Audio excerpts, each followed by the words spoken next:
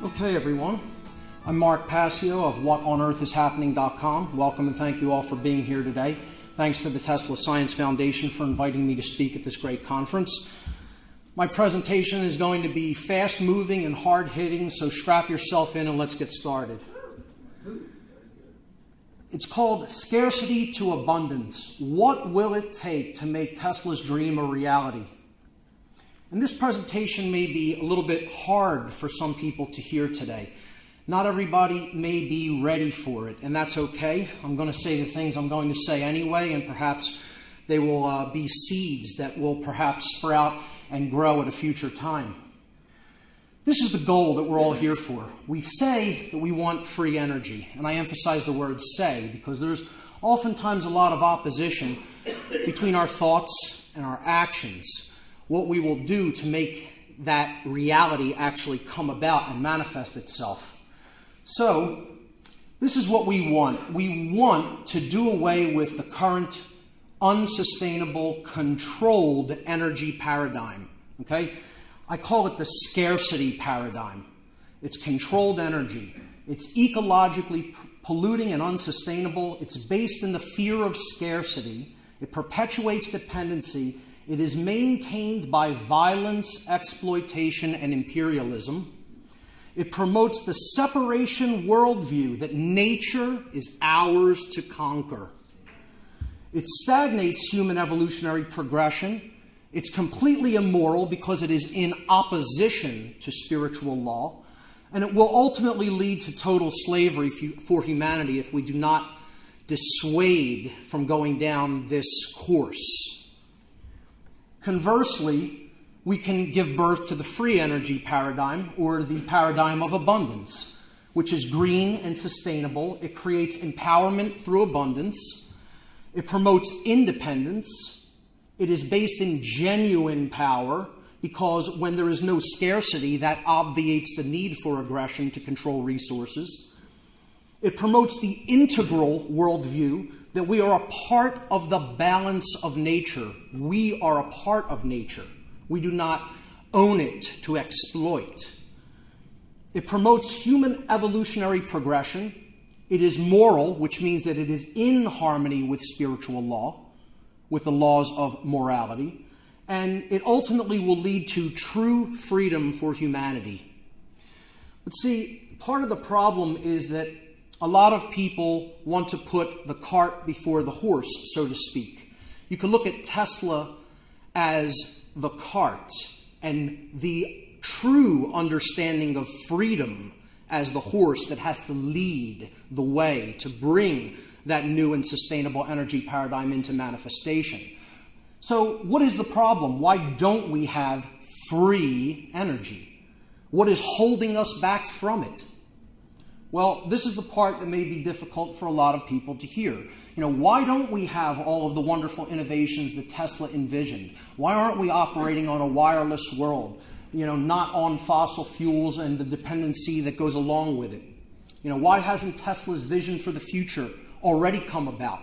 It's not because we don't have the technology to do it or the know-how, okay? There's another deeper, much more deeply seated psychological reason that we have not given birth to this new energy paradigm yet. And Tesla can give us a hint as to, what we really need to understand. He said that peace can only come as a natural consequence of universal enlightenment. Now, people have a different idea of what enlightenment means, and I'm going to hope to shed some light upon that. I like to say that free energy can only come as a natural consequence of universal spiritual enlightenment. And again, that's the state that we have to create internally first before we're ever going to manifest the external reality that we say we want to see, that is our claim.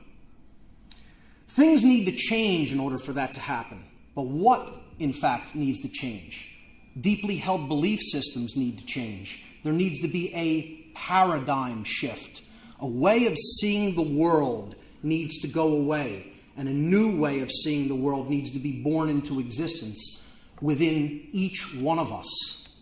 That is a paradigm shift or an ascension in human consciousness, coming out of darkness and rising into the light. A paradigm shift has requirements. It does not magically just take place. There is will and effort that is involved. Okay? So what are these requirements? What, in fact, must change? And here's where the difficulty is going to be coming in for some people here in the audience today. There are two world religions, universal religions, I call them, that are ultimately holding humanity back from the manifestation of free energy. For free energy to emerge, these religions must be completely abandoned. Completely abandoned. And people may be very shocked when they hear what these religions in fact are, because it is not what you think. It is not what you are thinking of as religion. And in that sense, we need to define what I mean by the word religion. Religion is a system of control that is based in an unchallenged dogmatic belief system. Religion, as a word, the etymology of the word comes from the Latin language. The word relegare, the verb relegare in Latin, means to tie back, to hold back, to thwart from forward progress, or to bind by tying. Okay? So what is in fact being held back is the progress of our understanding of the way the laws of the universe actually work. We are being held back from an understanding of truth. And the progress is all in the mind that is being held back. We are being mentally and psychologically held back. This is the first religion, the universal world religion known as money. Money is a belief-based system of control that is built upon the fear of scarcity, which is purposefully designed to limit access to energy. That is what money is designed for. It is designed to limit access to energy so that we operate on a scarcity mindset and worldview instead of one that is based in abundance. That is the first universal world religion that almost every being on this planet believes in, unquestioningly. The second world religion, the universal world religion that is almost as universally believed in as money, is the erroneous concept known as authority. Authority is an illusion of a diseased human psyche that is based entirely in violence and is built upon the erroneous and dogmatic belief that some people are masters who have the moral right to issue commands, while other people are slaves who have a moral obligation to obey these masters. That is the religion known as authority, and it is a false religion. The world religions, money and authority, this is the structure that it represents. It's a hierarchical, compartmentalized structure in which we are ruled by the god known as money. Below that are the people who say, we rule you, the authoritarians. Below that, the people who say, we fool you. These are the people who propagate standard traditional world religions and New Age movement. And below that, the people who shoot at us if we disagree with the authoritarian religions. And below that, the people who profit off of it and think that it's all okay for this immoral violence to continue unabated. And below them, all the people who uphold the system through their actual energy and work.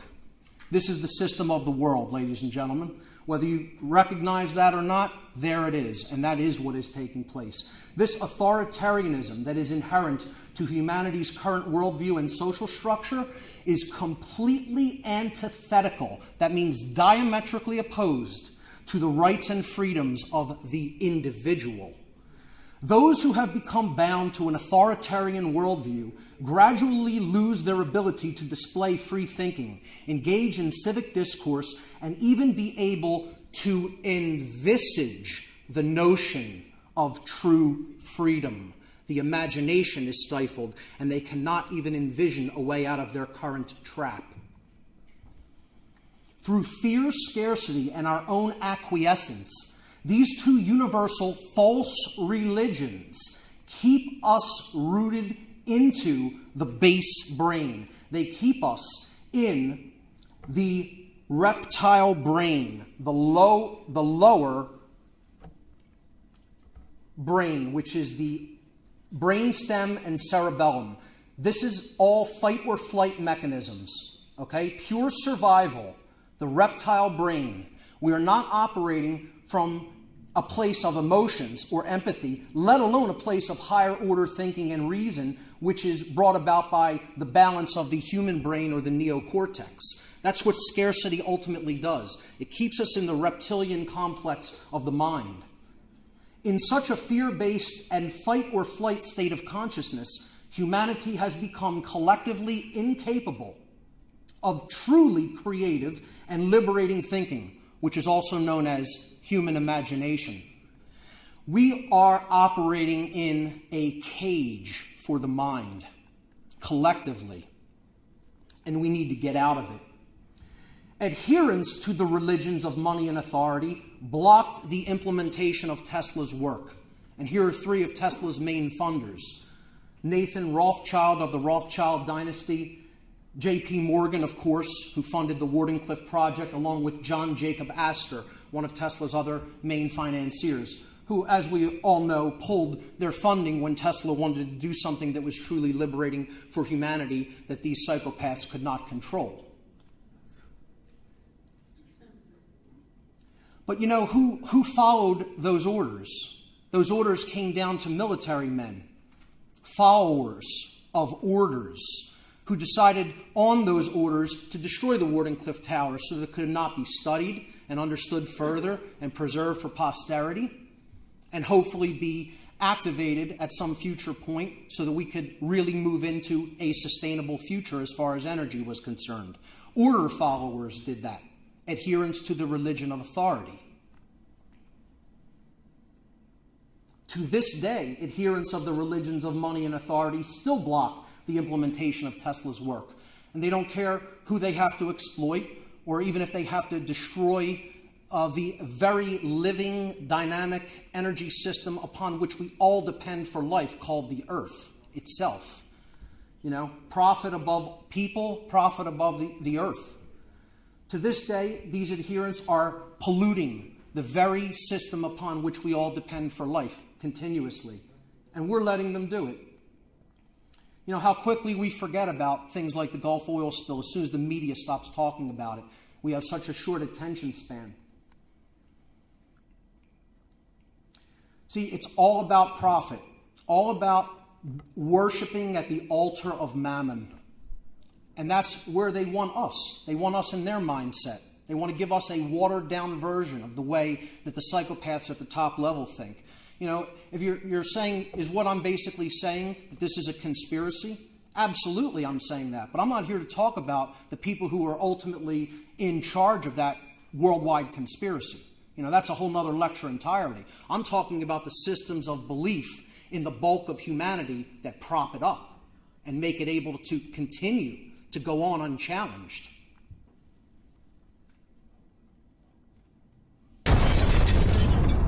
That's true for the majority of the people of this world, as painful as it is. You know, and if that's what our God is, expect to remain in a cage for a long, long time. If you put that God over the universal God of all creation, then my personal opinion is that we deserve what we get. And we don't deserve anything better than what we have right now, as long as that remains our highest value system. Imperialism. This is what the worshippers of the religion of authority, those who worship at the altar of authority and are order followers. You know, if you don't believe that this slide is true and this is what we're really doing, and that we're attacking other nations to take resources because we think we should have it at their expense, you know, I think you're a very naive person if you don't think that's the main motivating factor personally. Worshipping at the altars of money and authority, most so-called modern science is being used to perpetuate control, greed, and hegemony, rather than what Tesla wisely told us that science should be used for, the betterment of humanity. You know, it's about making more effective weapons of destruction and controlling people through media and food and surveillance systems, etc. That's the cutting edge of science today, not the betterment of humanity and using it for liberating purposes, unfortunately. I think if Tesla was here, and I do believe that Tesla is here in spirit, absolutely, I think he would be telling us one thing, and he would say it in 2 words. He would say, get out. And he would mean get out of the mind control, get out of the head cage, get out of the systems of illusory belief that do not serve who we are. That's what Tesla's message would be if he were here today. He would tell us that until we come together in a universal spirit of enlightenment and oneness and get out of the separation worldview and get out of these completely illusory religions that have owned our minds for thousands of years, we're never going to have his implementation of free energy, or any other implementation of free energy for that matter. And if we ever want to see this headline come true, what we ultimately need to do is turn within, look within. Ask ourselves, do our systems of belief serve who we are and what we say we want? Or are we in internal opposition to what we say we want through what's going on in here and in here? And with that being said, I think Tesla would have told every one of us that it is all up to the individual. The answer lies in the reflection that you see in that device. That's where the answer lies. Ultimately, what we each need to do is look within ourselves, develop a newfound sense of self-respect, and free our minds. When we do that, the stars are the limit. Ladies and gentlemen, thank you very much for your kind attention. Thank you very much. Thank you. One more thing what I want to ask Mark. Mark have every year a conference, Free Your Mind. Can you give us a few? Sure. Yeah, Nick is talking about the conference that I helped to co-host. I'm one of the co-hosts of the Free Your Mind conference. We held it back in 2011 in Philadelphia. We're going to be having another huge conference in Philadelphia. It's called Free Your Mind 2. It's coming up April 25th, 26th, and 27th at the Arch Street Meeting House in the historic district of Philadelphia. We're going to be bringing 24 speakers in from all over the country. I have tons of flyers out in the foyer. Pick one up on your way out. See me, see Barb or Tim. We have flyers for you, and we hope to see you at the Free Your Mind conference. In the meantime, check out my website, whatonearthishappening.com, and the conference's website is freeyourmindconference.com. Thank you.